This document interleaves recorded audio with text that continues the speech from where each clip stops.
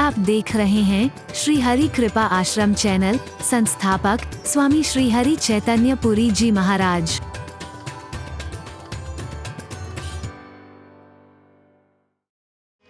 संतों के आशीर्वाद से, महापुरुषों के आशीर्वाद से, ऋषि मुनियों के आशीर्वाद से, प्रभु की कृपा से, और जिन्होंने ये लंबा संघर्ष, जिसमें कितने लोगों ने तो अपनी जान भी कुर्बान कर दी। मैं जब धामपुर में घुसा तो मैं यही कह रहा था कि पता नहीं मैं बोल पाऊंगा कि नहीं बोल पाऊंगा। 20, 21, 22 जनवरी को 3 दिन में 12 महीने बोलता हूं, लेकिन वहां इतना बोला 16-17 चैनलों पर तो इंटरव्यू हो रहा था, कईयों पर सीधा प्रसारण हो रहा था, और पूरे रास्ते में जब हजारों लोग हमारे साथ चलते थे तो जय श्री राम, जय श्री राम, जय श्री राम, जय घोष करते करते किसी को होश नहीं था कि क्या होगा, क्या हो रहा है। बस उसी में मगन थे। हरि बोल रहा, जोर से बोल रहा है।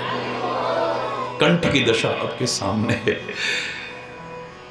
लेकिन ये उन्हीं की कृपा है कि फिर मैं आपके साथ बैठ करके उनकी चर्चा करने का अवसर हाथ से नहीं जाने दे रहा।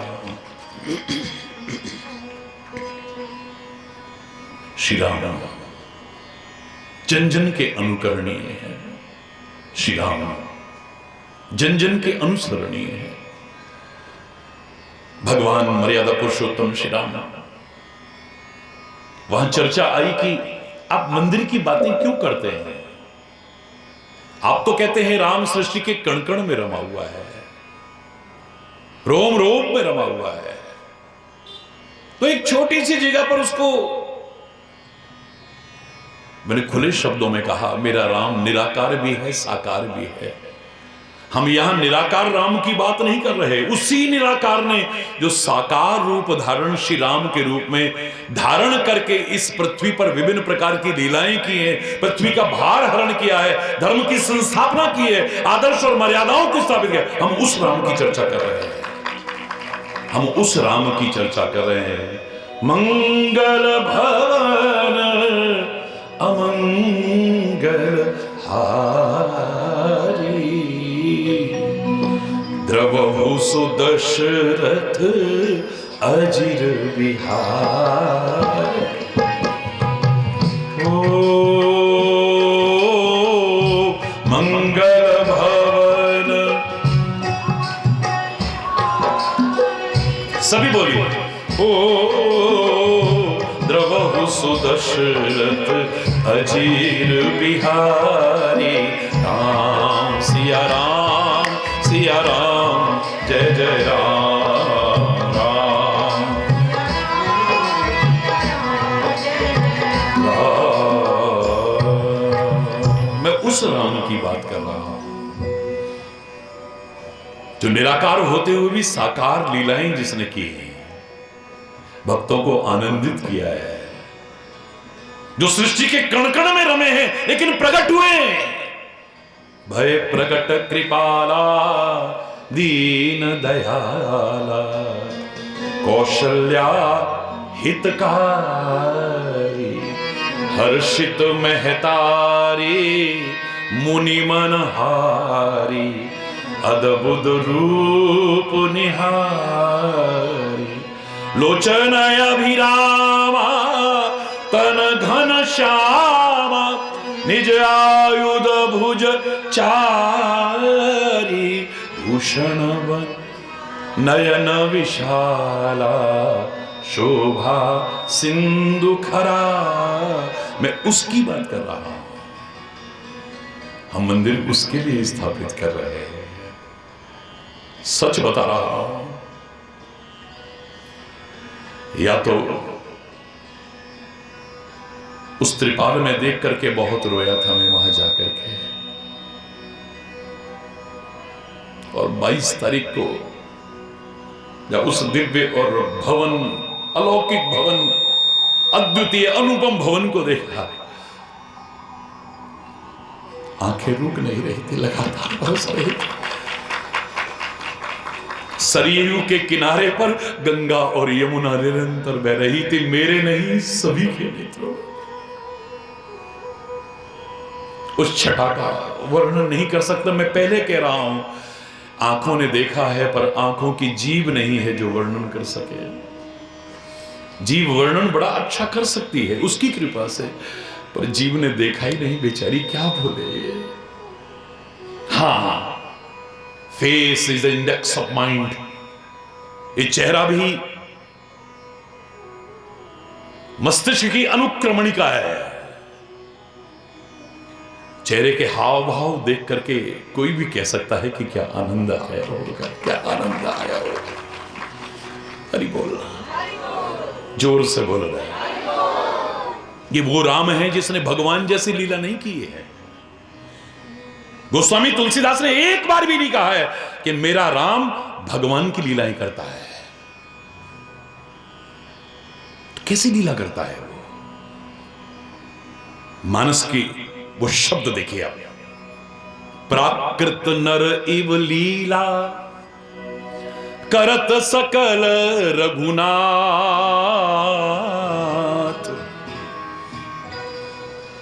श्री राम कैसी लीला करें? प्राकृत नर जैसी, सामान्य मनुष्य जैसी, बहुत वैसा भी नहीं, सामान्य मनुष्य जैसी। मेरा राम सामान्य मनुष्य जैसी लीला कर रहा है, बिल्कुल सामान्य। भगवान हो करके सामान्य मनुष्य की लीला क्यों कर रहा था भाई? मैं इतना ही कह सकता हूं कि वो इसलिए कर रहा था कि सामान्य से सामान्य व्यक्ति भी उनकी लीलाओं से लाभ उठाने से वंचित न रह जाए। किसी से कहा जाए कि राम जी ने ऐसा किया, तुम अरे भाई वो तो भगवान थे, वो कर सकते, हम कहां, हम तो सांसारिक तुच्छ प्राणी हैं, हम कहां कर सकते हैं। मेरे राम ने सामान्य मनुष्य जैसी लीला करके कहा तुम कर सकते हो। मैंने प्रातः काल उठता हूं, अब तुम जानबूझ करके देर में उठो तो अलग बात है, क्या तुम नहीं उठ सकते हो ब्रह्म मुहूर्त में? अगर तुम चाहो तो बोलो ना, प्रातः काल उठ के रघुनाथ। मैं प्रातः काल उठता हूं, क्या तुम चाहो तो नहीं उठ सकते हो? है?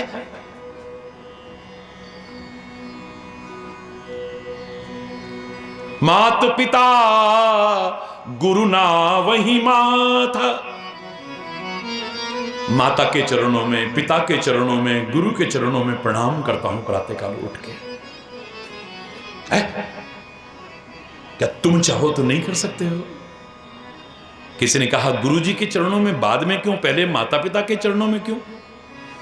क्योंकि सबसे पहले मां मिलती थी कक्ष में, तो जो मिला पहले उनको प्रणाम किया, फिर भवन में आगे निकले तो पिताजी मिलते थे उनको, फिर वहां से आश्रम जाते थे, वशिष्ठ जी की कुटिया में जाते थे, फिर वहां जाकर के उनको प्रणाम करते थे। शंका की क्या बात है? मैं बड़ों का सम्मान करता हूं, क्या तुम चाहो तो नहीं कर सकते? बोलो ना, बोलो भाई, जवान से बोलो। भगवान ने जिसको नहीं दिए मैं उसको नहीं कहूंगा, जिसको दी है जोर से बोलो। क्या तुम प्रातःकाल अगर चाहो तो नहीं उठ सकते? क्या माता पिता गुरुजनों को प्रणाम नहीं कर सकते? अगर चाहें तो उनकी सेवा, उनका आज्ञा पालन अगर चाहो तो क्या नहीं कर सकते? आवाज नहीं आई? कर सकते हैं। मैं भाइयों से बड़ा प्यार करता हूं।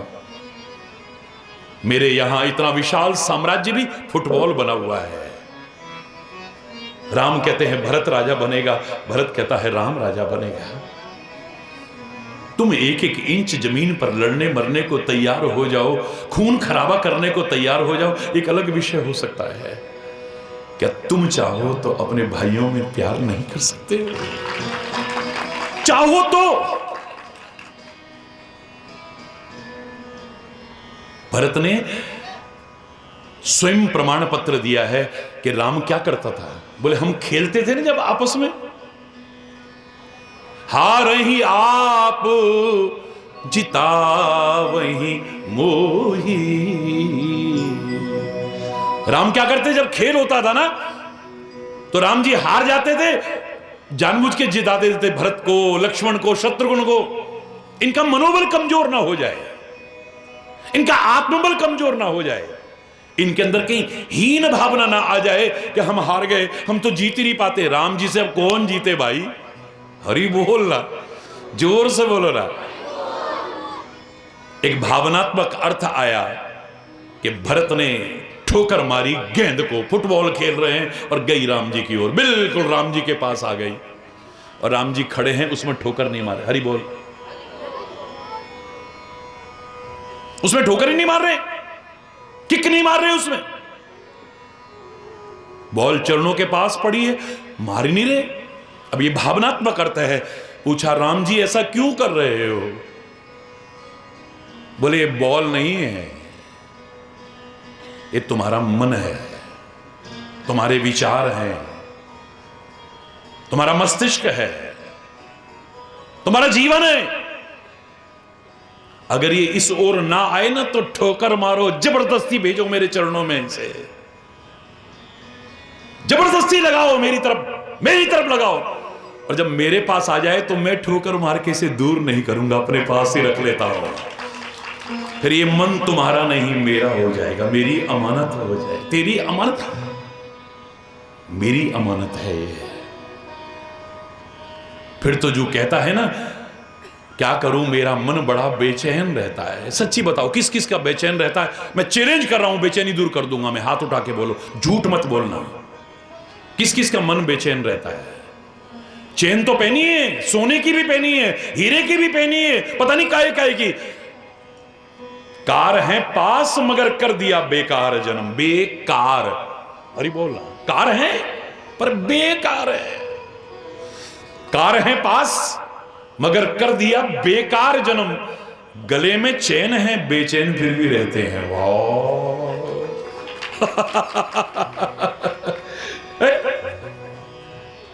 तो सच सच बताना, किसका मन बेचैन रहता है? झूठ मत बोलना, छुपाना मत। दुनिया के सामने अपने दिल का हाल कभी मत खोलना मेरे प्यारे बच्चों। रहीमदास ने तो खाली दुख के लिए कहा था कि रहीमन निज मन की विथा मन ही राखो गोए, सुन हंस दई हैं लोग सब बांट सके ना कोई। इनके सामने दुख मत रो, ये बांट देंगे क्या? यहां रो करके सुनेंगे, बाहर हंस के उड़ाएंगे। इनके सामने, दुनिया के सामने मत कहा करो। कई लोगों की आदत होती है, कोई मिला उसके सामने अपना सारा चिट्ठा खोल के रख दिया। कई लोग मजाक भी करते हैं। हरि बोल, देख आ गई ना अब ये, देख अब देख सारी शुरू कर देगी, मेरी बहू ऐसी, मेरी सास ऐसी, मेरी फलानी ऐसी, ढिकानी ऐसी। और कईयों की आदत होती है भाग चालू। रहीमदास ने कहा था कि अपने मन की व्यथा को, अपने दुख को हर एक के सामने मत रोया करो। हंसेंगे ये बाद में, यहां रो करके सुनेंगे, वहां हंसेंगे जाकर के, मजाक उड़ाएंगे तुम्हारा। फिर ये कुछ कर भी तो नहीं सकते, बांट थोड़ी सकते हैं तुम्हारा दुख, तो क्यों रोना इनके सामने? पर आपका लाठी वाला भैया तो शुरू से कहता आया है, खाली दुख नहीं, इनके सामने सुख भी मत रोना कभी। अपनी खुशी का इजहार करोगे ना, ये खुश नहीं होंगे, जलन करेंगे तुमसे। हमारी लड़की तो इतने अच्छे घर में गई है, बहुत सुखी है। हे भगवान, हमारी लड़की तो दुखी है, इसको पता नहीं कहां से मिल गया।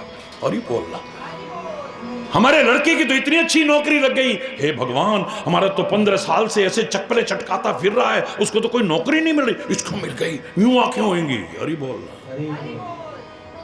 ईर्ष्या होगी, जलन होगी। आप सुख की खबर सुनाओगे ना, ये खुश होने वाले नहीं है।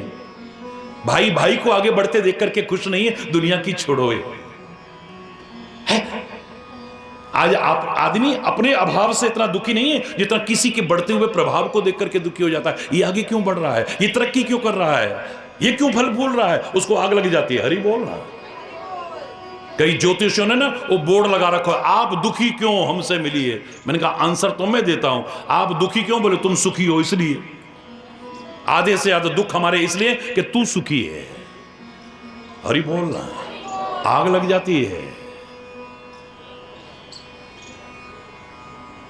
रहीमदास ने तो खाली दुख के लिए कहा था। आपका ये लाठी वाला भैया तो जब कॉलेज में पढ़ा करता था तब मैंने कहा था, मूक रहना बोलना मत हर किसी के सामने,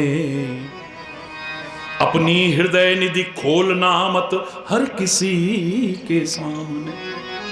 अपने दिल के भाव हर एक के सामने उजागर मत किया करो, चाहे वो सुख हो या दुख हो, अच्छा हो बुरा, हर एक के सामने अपना दिल मत खोला करो कभी।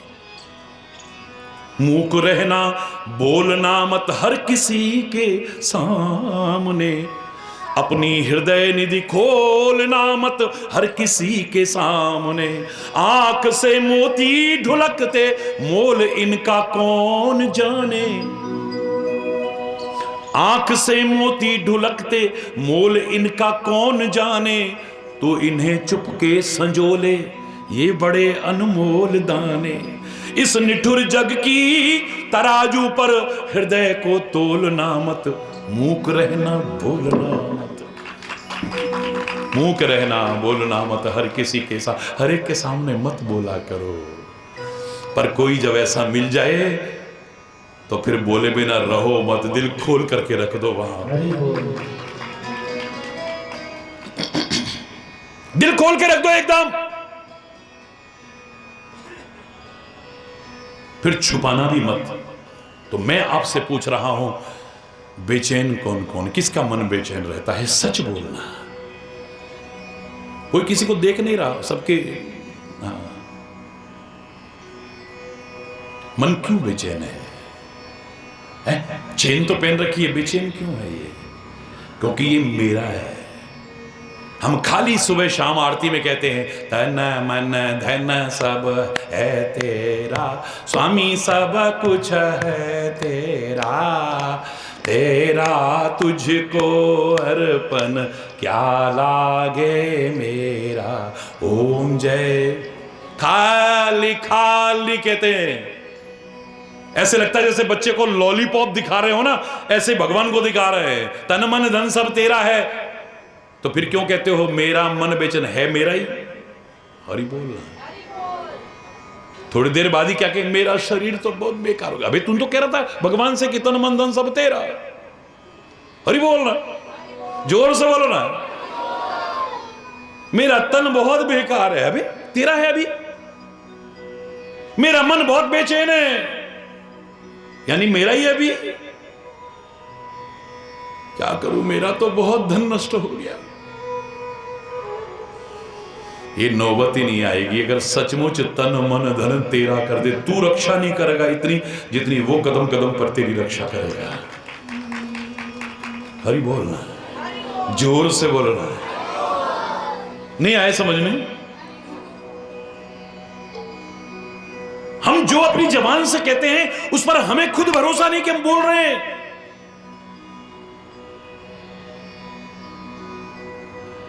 गुरुर्ब्रह्मा गुरुर्विष्णु गुरुर्देव महेश्वरः, गुरुः साक्षात् परब्रह्म तस्मै श्री गुरुवे नमः। गुरु जी के सामने बिल्कुल उनके चरण पखाड़ते हुए, आरती उतारते हुए, टीका लगाते हुए, जय हो गुरु महाराज, तुम ही ब्रह्मा हो, तुम ही विष्णु हो, तुम ही शंकर हो, तुम ही परब्रह्म परमात्मा हो। और थोड़ी देर बाद गुरु जी शंकर जी के दर्शन हो सकते हैं क्या? मैंने नहीं कहा कभी भी कि गुरु अपने आप को भगवान समझ बैठे, लेकिन शिष्य की नजर में गुरु भगवान से कम भी नहीं होना चाहिए। शिष्य की निगाह में गुरु भगवान से कम भी नहीं होना चाहिए।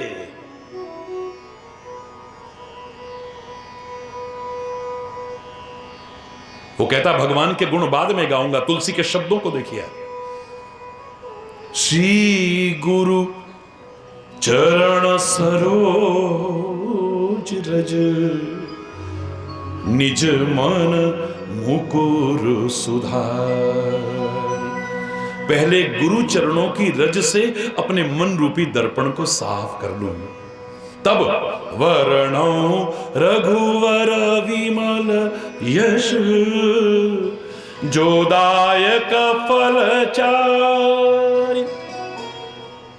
श्री राम के गुण बाद में गाऊंगा, पहले गुरु चरणों की रज लेकर के अपने मन रूपी दर्पण को तो साफ कर लूं मैं। शबरी के सामने जब राम जी आए थे ना, जवानी में जिसकी ये साधना शुरू हुई थी, और रामा रामा रटते रटते बीती रे उमरिया, कब आओगे रघुकुल नंदन, हिलनी की डगरिया। रामा रामा राम राम राम राम रटते रटते सारी जिंदगी वृद्धावस्था हो गई है, कमर झुक गई है, लाठी का सहारा ले लिया है, शरीर अशक्त हो गया है, पर साधना खत्म नहीं हुई। अभी भी प्रातःकाल उठना, झाड़ू लेना, बाद में पहले स्नान करना, फिर स्नान करके फिर झाड़ू लेकर के मार्ग बहारना। नहा करके झाड़ू लगा रही है? बोले हाँ, ये मेरी पूजा है, ये मेरी उपासना है, ये मेरी भक्ति है।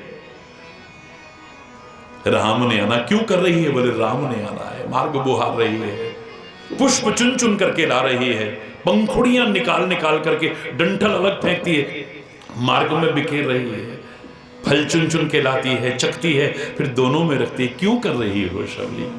मेरे राम आएंगे, मेरे राम आएंगे, मेरे राम आएंगे, मेरे राम आएंगे। शक्ल देखी अपनी, तेरे यहां राम आएंगे। शक्ल देखी अपनी।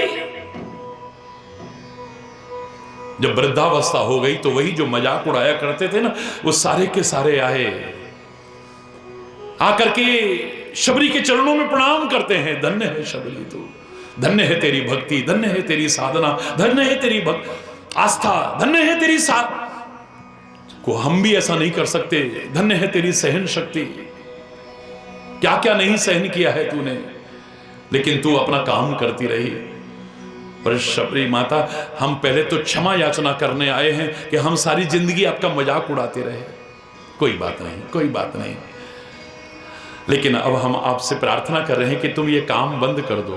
पता नहीं कहां से जान आई, झुकी हुई गर्दन जो है सीधी होने लग गई, कमर सीधी होने लग गई। यही कहने आए हो यहां पे? क्यों बंद कर दूं? बोले मां, सारी जिंदगी निकल गई, राम नहीं आए, अब क्या राम आएंगे? बोले राम आएंगे। किस आधार पे कह रही है? क्योंकि मेरे गुरु मतंग ऋषि ने कहा है कि तेरी शबरी कुटिया पर राम एक दिन जरूर आएंगे, जरूर आएंगे। और मेरे गुरु का वचन मिथ्या नहीं हो सकता है। मुझे अपने गुरु के वचनों पर पूरा विश्वास है। एक दिन राम आएंगे तो आएंगे, और आ भी गए। लेकिन मैं जो कहना चाह रहा था, जैसे ही श्री राम आए हैं, राम जी के चरणों की तरफ जरूर देखा है, तुरंत आंखें बंद कर ली है, ध्यान लग गया है गुरु जी पर। राम सामने खड़े और ध्यान कहां लगा है? मैं नहीं कह रहा, रामायण के शब्द है। गुरु के वचन सुरति करी, गुरु के वचन याद आए, आंखें बंद हो गई। राम सामने खड़े, वो कह रहे कमाल है, इसने आंखें बंद क्यों कर ली? अब गुरु जी को याद करिए। गुरु जी, आपने कहा था राम आएंगे, देखो आ गए, देखो आ गए। गुरु जी धन्य हो, धन्य हो गुरु जी, धन्य हो। कहते कहते आंखों से जल बरसने लगा है, बस उसी से चरणों को धो दिया है। मैं पूरी कथा नहीं सुना रहा हूं। शिष्य की निगाह में गुरु भगवान से कम भी ना हो। भगवान भी सामने खड़ा हो तो कहने वालों ने यह भी कह दिया, गुरु गोविंद दो खड़े काके लागू पाए, बलिहारी गुरु आपने जिन गोविंद दियो मिलाए। लेकिन गुरु अपने आप को भगवान न समझ बैठे, यही गड़बड़ शुरू हो जा रही है। हरि बोल रहा है। शिष्य के मन में भाव हो, मैं अपना तन मन धन सब गुरु के चरणों में अर्पित कर दूं, लेकिन गुरु लेकर के चलता ना बने। जो आवश्यकताएं आपकी हैं वो हमारी क्या है आवश्यकताएं, और आवश्यकताओं का तो कोई अंत नहीं है, जितना बढ़ा लो। कामनाओं का तो कोई अंत नहीं है, कितनी भी बढ़ा लो।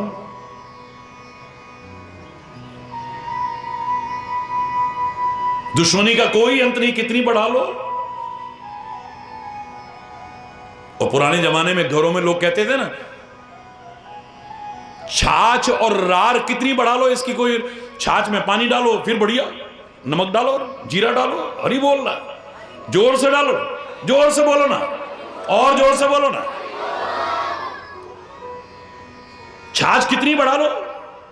और एक और कहा करते थे लोग पुराने जमाने में, 3 बुलाए और 13 आए, दे दाल में पानी घट जाए तो मैंने जानी, हरी बोल रहा दे दाल में पानी और घट जाए तो मैंने जानी, चाहे डुबकी लगा के एक दाना न निकले, पर दाल तो दाल है, हरी बोल रहा। तो इनका आवश्यकताओं को कोई अंत नहीं है, कामनाओं का कोई अंत नहीं है, दुश्मनियों का भी कोई अंत नहीं, कितनी बढ़ा लो, इनका कोई अंत नहीं है इसका। हमारी क्या आवश्यकताएं हैं,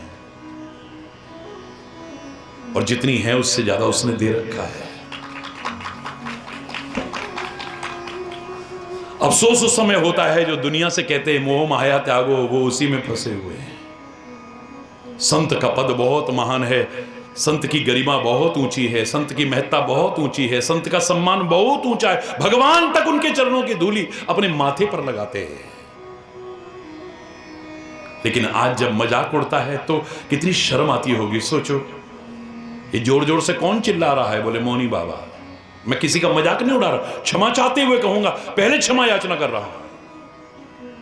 ये विरोधाभास क्यों नजर आ रहा है?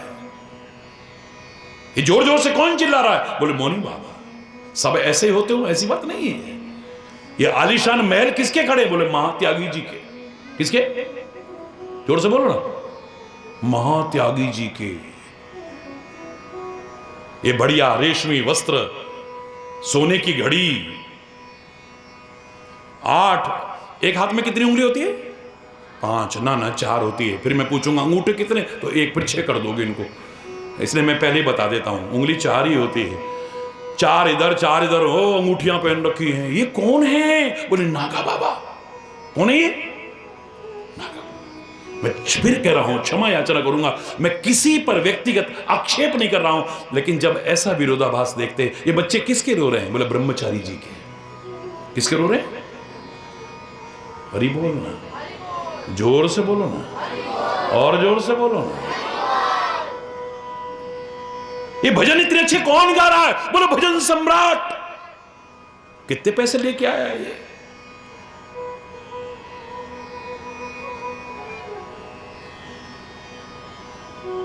वो भजन के लिए नहीं गा रहा है। काय के लिए? 1982 में जब मैं पैदल यात्रा में था, एक जगह से निकल रहा था, तो बड़े प्रार्थना करके किसी ने कहा, महाराज जी आज शाम को ना हमारे यहाँ एक मुशायरा है, उसका उद्घाटन कर देंगे? मैंने कहा हाँ क्यों नहीं। मैं चला गया, प्यार से बुलाया। तो मेरे से लोग कहते हैं वहां आ सकते हैं, वहां आ सकते हैं। तो मेरा एक ही वाक्य रहता है हमेशा, हरि चेतन की कोई ताकत नहीं कहीं आ सके और जा सके, पर तुम्हारे प्यार में वो ताकत है जो नंगे पैर भी बुला सके। ये कोई बिकी हुई जवान तो है नहीं कि पैसे लिए और महाराज जी कथा करने आ गए। हरि बोल रहा है। अब पैसे से आप कथावाचक को बुला सकते हो, संत को नहीं। पैसे से बड़े बड़े गायकों को और कलाकारों को बुला सकते हो, एक भक्त को नहीं, एक संत को नहीं। हरि बोल रहा, जोर से बोलो ना। यहां तो भाव हो तो नंगे पैर भी दौड़ करके आ जाएगा।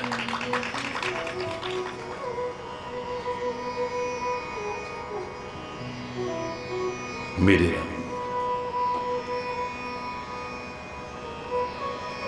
गुरु की महिमा कम नहीं, शिष्य की निगाह में, लेकिन गुरु अपने आप को भगवान ना समझ बैठे। इतनी महिमा है कि पवन पुत्र हनुमान जी प्रकट हुए और कहने लगे, तुलसीदास वरदान मांग लो, क्या मांगना चाहते हो? बोले बस कृपा। क्या दो? बोलो ना, कृपा। किसके जैसी कृपा? श्री राम जी जैसी? वो तो मेरे स्वामी कर सकते हैं। माता जानकी जैसी? बोले मेरी माँ ही कर सकती है। No no no no, Tulsidas कहते हैं उनसे पहले मुझे एक कृपा की आवश्यकता है। राम जी की कृपा से, मां जानकी की कृपा से पहले कौन सी कृपा हो सकती है? बोले जय जय जय हनुमान गोसाई, कृपा करहु गुरुदेव की नाई। हे पवन पुत्र हनुमान जी, मुझ पर कृपा करना चाहते हो ना, तो गुरु जैसी कृपा कर दो। गुरु की कृपा हो गई तो प्रभु कृपा तो हो ही जाएगी, कोई शक ही नहीं है। हरि बोल, जोर से बोल रहा है।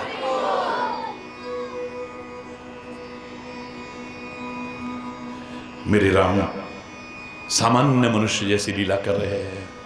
सामान्य मतलब सामान्य मनुष्य जैसी, जिसको सामान्य से सामान्य व्यक्ति भी अपने जीवन के आचरण में उतार करके अपने जीवन को धन्य कर सकता है। मैंने बताया था एक बार, स्कूल के बच्चे, एक विद्यालय में मैं गया तो बोल रहे थे, राम बड़े वीर थे, लड़ने में धीर थे, सीता उनकी रानी थी, भारत की महारानी थी, लक्ष्मण उनते भैया थे, वो भी बड़े लड़ैया थे, हम भी राम बनेंगे, बड़े बड़े काम करेंगे, बोलो राजा रामचंद्र भगवान की। अभी तो देश विदेश में हर जगह पर जय घोष हो रहा था। एक बार जोर से बोलो ना, जय श्री राम। गूंज उठे पंडाल एक बार तो, हाथ ऐसे करके जय श्री राम। क्या बात है, क्या बात है। नन्ना सा बच्चा कह रहा हम भी राम बनेंगे, तो राम बनने का तात्पर्य क्या धनुष बाण लेके बैठ जाएगा, क्या सिंहासन पर बैठ जाएगा? ना ना ना। श्री राम ने जो गुण, आदर्श और मर्यादाएं स्थापित की हैं अपने जीवन के आचरण में उतार करके, मर्यादा पुरुषोत्तम कहलाए हैं जिनसे, वो गुण, आदर्श और मर्यादाएं अपने जीवन के आचरण में उतार करके राम जैसा जीवन बनाने की कोशिश करनी है।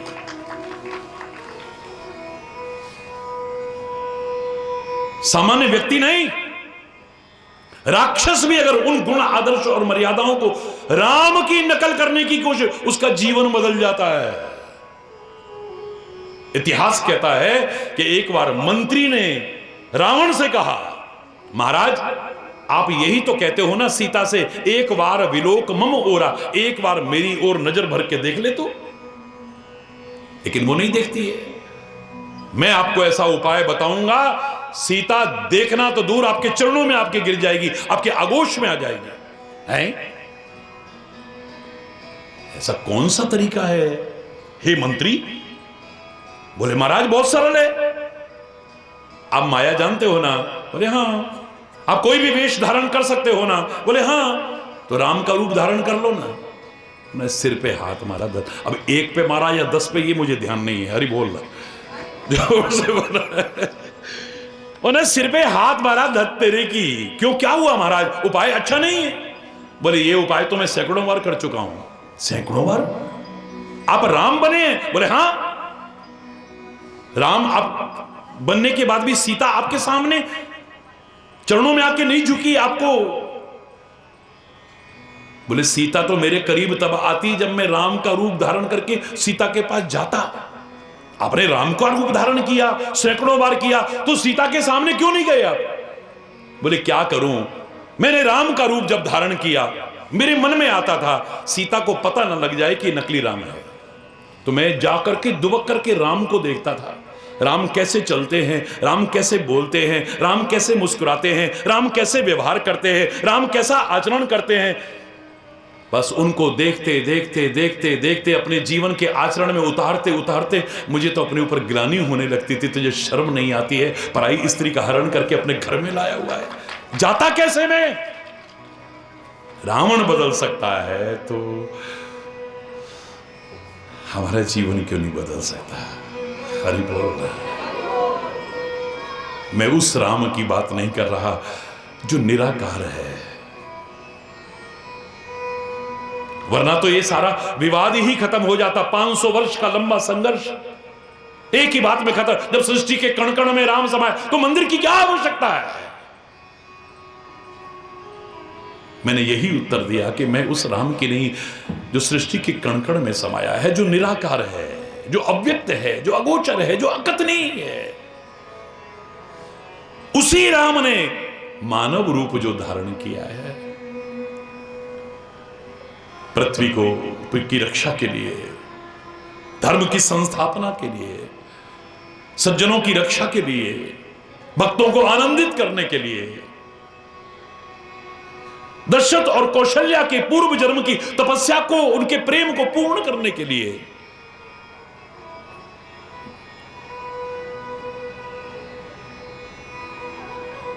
जो दशरथ के आंगन में विहार कर रहा है, कौशल्या की गोदी में बैठा हुआ है,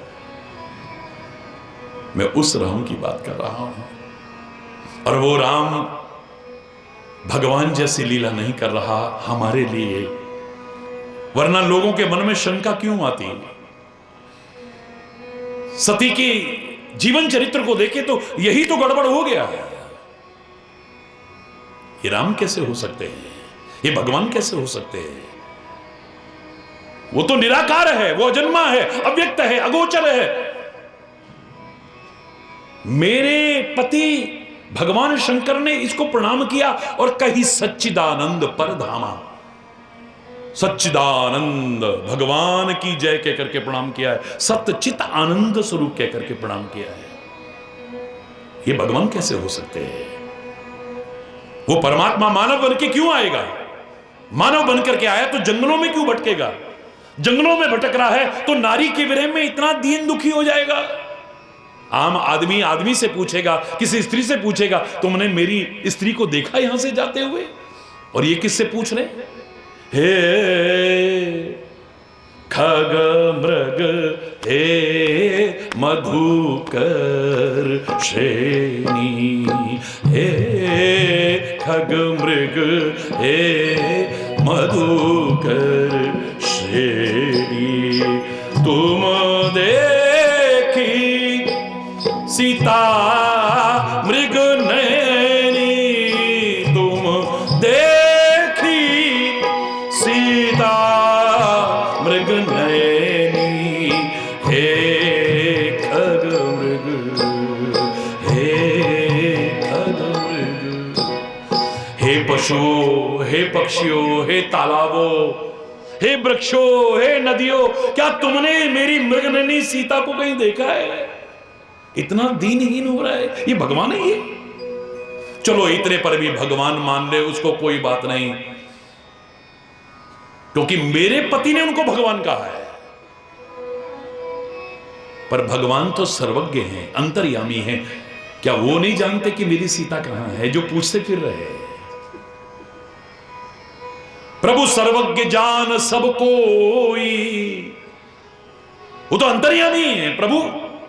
क्या उनको पता नहीं कि मेरी सीता कहां है? क्यों शंका आती मन में? अगर सामान्य मनुष्य जैसी लीला नहीं करते तो है? ये तो जिसके पास वो नजर है वही पहचान सकता है, हर कोई नहीं पहचान सकता है, हर कोई नहीं पहचान सकता है। गिने चुने उंगलियों पर गिनने लायक लोग होंगे जिन्होंने तब उनको पहचाना था। श्री कृष्ण को किसने नहीं देखा तब? पर कोई मायावी कहता था, कोई छलिया कहता था, कोई गाय चराने वाला कहता था, कोई कुछ कहता था, कोई कुछ कहता था। कितने लोगों ने पहचाना?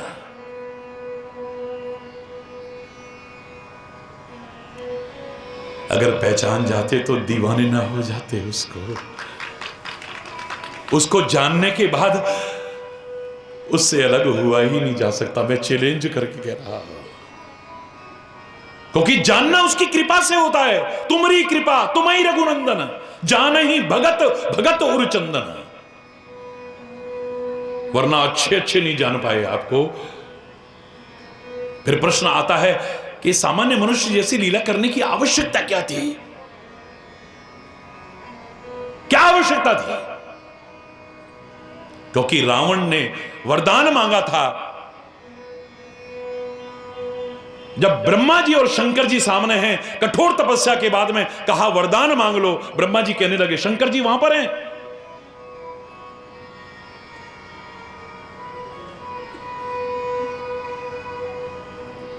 बोले हम कभी मरे नहीं। बोले ये तो हो ही नहीं सकता है, आया है सो जोर से बोलो ना। रिटर्न टिकट तो कंफर्म है, जैसे ही पैदा हुए आपको टिकट करवाने की जरूरत नहीं है। भगवान सबको लंबा जीवन दे, सुखी जीवन दे, समृद्ध जीवन दे, खुशहाल जीवन दे, मैं प्रार्थना करता हूं। लेकिन ये परम सत्य है, इसको नकारा नहीं जा सकता है। आया है सो जाएगा, चाहे राजा रंक फकीर। फर्क कितना हो सकता है, एक सिंहासन चढ़ गए, एक बंधे जंजीर। फर्क कितना हो सकता है। बस इस आने और जाने के बीच का जो समय है, संवार लो इसे, संवार लो। एक मौका मिला है, इसे अपने हाथ से जाने मत देना है। भगवान बोले ये तो नहीं हो सकता है भाई, तो ठीक है फिर। वानर मनुज जाति दोई वारे, हम काहू के मरही न मा। एक बंदर और मनुष्य, सोचा बेकार होंगे ये तो, इनको तो मैं ऐसे ही खा जाऊंगा। बंदर और मनुष्य के अलावा और किसी के हाथ से ना मरूं, तथास्तु। जाओ, वरदान दिया। अब अगर ये भगवान जैसी लीला करते हैं तो रावण उंगली उठा सकता है, ये मेरे को क्यों मार रहे हैं? मैंने तो कहा था मनुष्य और बंदर के अलावा और कोई मुझे न मार सके। अपनी लीलाओं से सिद्ध करके दिखाते सामान्य मनुष्य हैं। और रावण ने परीक्षा भी ली है। जैसे खरदूषण का वध हुआ, शूर्पणखा के नाक कान कटने के बाद, जैसे उनकी मृत्यु हुई है, इसके मन में आता है खरदूषण मोही सम बलवंता, तिन्हीं की मारे ही बिनु भगवंता। खरदूषण तो मेरे बराबर बलशाली है, उनको तो भगवान के अलावा कोई मार ही नहीं सकता है। तो ये क्या जो आया है ये बनवासी, ये भगवान है क्या? चलो परीक्षा लेके देखता हूं। अभी आप किसी से कह दो महाराज जी में बड़ी शक्ति है, जब तक अपनी आंखों से हम नहीं देखते हम नहीं मानते। और जरा सा बुराई करके देखो तो, अरे महाराज जी जो हैं, अरे यार हम ऐसा तो नहीं समझते थे, अरे तूने सुना तूने सुना तूने सुना। ये रावण की प्रवृत्ति है, यही रावण की प्रवृत्ति है। देख रहा है कि भगवान के अलावा कोई मार नहीं सकता खरदूषण को, फिर भी कह रहा है जब तक मैं अपनी आंखों से ना देख लूं मैं नहीं मानूंगा। परीक्षा करता हूं। और क्या परीक्षा करूंगा? एक नकली हिरण बनाता हूं। हरि बोलना, जोर से बोलो भाई, और जोर से बोलो ना। नकली हिरण ऐसा जो न भूतो न भविष्यति, जो कभी हुआ नहीं और आगे होगा नहीं, ऐसा हिरण कोई भी देखता रह जाए। अगर ये हिरण के पीछे भागे क्योंकि क्षत्रिय हैं, फिर ये राजकुमार हैं। अगर चुप करके खड़े रहते हैं तो भगवान हैं, इनको पता लग गया कि नकली हिरण है। हरि बोलना। लेकिन राम तो भागे, बोलो ना, जोर से बोलो ना। राम तो भागे उसके पीछे, तो रावण की परीक्षा में तो फेल हो गए राम जी। फेल हुए कि नहीं? क्योंकि राम सिद्ध करना चाहते हैं मैं एक मानव हूं, वरना ये तुरंत धरना प्रदर्शन कर देगा, नहीं मुझे भगवान नहीं मार सकता, मुझे खाली बंदर और मनुष्य मार सकता है। तो देवी देवताओं ने वानर को रूप धारण किया। भगवान स्वयं मानव बनकर के आए, पर आया है रह नहीं सकता है। जन्म जहां होना था हमारा हो गया, जिस घर में जिस परिस्थितियों में जहां होना था हो गया। अब जन्म नहीं, अपनी मृत्यु को संवार सकते हैं। भक्त और संत यही करते थे कि हमारी मृत्यु संवर जाए बस। क्योंकि भगवान खुद कहते हैं अंत काले मामेव स्मरण मुक्त्वा कलेवरम, अंतिम समय में मेरा स्मरण करते हुए अगर शरीर को त्याग दे तो इसका उद्धार सुनिश्चित है। वो राक्षस भी मारो राम को, मारो राम को। राम तो निकलता था ना मुंह से, कहते कहते मर गए। राम राम कह तन तजई पावई पद निर्वाण। राम राम कहते कहते प्राण त्यागते। जिसके लिए ऋषि मुनि इतनी तपस्या करते, प्राप्त कर पाए ना कर पाए, वो राक्षस प्राप्त कर रहे हैं। क्योंकि अंत समय में यही तो कहा था बाली ने, जब श्री राम सामने गए, अंदर तो प्यार भरा हुआ है और मुंह से बड़ा उटपटांग बोल रहा है। हृदय प्रीति मुख वचन कठोरा। मुख से कठोर वचन कह रहा है, मैं वैरी सुग्रीव प्यारा, कारण कबर नाथ मोही मारा। स्वामी कह रहा है, वो पहचानता है कौन है। पूरी बहस हुई, मैं पूरी बहस नहीं सुना रहा हूं। तो अंत में श्री राम कहते हैं, अचल करहु तन राखहु ताता। हे तात, जाओ मैं तुम्हें अजर अमर कर देता हूं, तुम्हारा शरीर बिल्कुल सकुशल हो जाएगा, वैसा का वैसा। आंखों में आंसू भराए बाली के, जन्म जन्म मुनि जतन कराई, अंतराम कही आवत नाही, प्रगट सो मम गो गोचर आगे। वो साक्षात मेरे सामने खड़ा है। जन्म जन्म मुनि लोग यत्न करते हैं और अंत समय राम नहीं आता है मुंह से, पता नहीं कहां कहां ध्यान भटक जाता है। हरि बोलना है। वो आज मेरी इंद्रियों के सामने, मेरे शरीर के सामने खड़ा हुआ है, उसको देखते देखते प्राण त्यागूं, इससे बढ़िया और क्या सौभाग्य हो सकता है। बहुर की अस प्रभु बनही बनावा, ऐसा मौका पता नहीं फिर मिलेगा कि नहीं मिलेगा। मुझे नहीं होना अजर अमर, आज मरने दो मेरे को तो। हरि बोलना। क्योंकि पुराने लोग तो प्रार्थना करते थे, इतना तो करना स्वामी, जब प्राण तन से निकले, तेरा नाम लेते लेते ये प्राण। पूरा नहीं सुना रहा, वो तो प्रार्थना करते थे। देहांत काले तुम सामने हो, बंसी बजाते मन को लुभाते, गाता यही मैं तन नाथ त्यागूं, हे नाथ नारायण वासुदेव। देहांत काले तुम सामने हो, आखिर में तेरा नाम लेते लेते लेते प्राण निकले, और क्या चाहिए है? लेकिन उसके लिए अभ्यास करना पड़ेगा जिंदगी भर। जिधर अभ्यास होगा अंत में वहीं जाएगा ध्यान। हरि बोलना।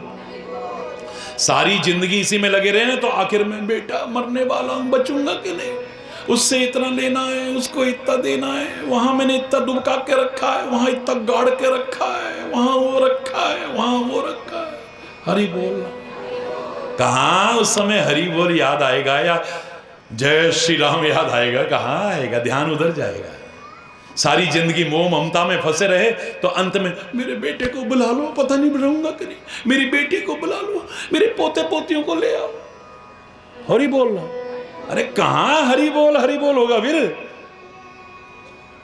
सारी जिंदगी जहां का अभ्यास होगा अंत समय वहीं ध्यान आएगा। इसलिए वो लोग सारी जिंदगी अभ्यास करते थे, क्योंकि जिससे मृत्यु तो संवर जाए हमारी कम से कम। हरि बोल रहा है, जोर से बोल रहा है।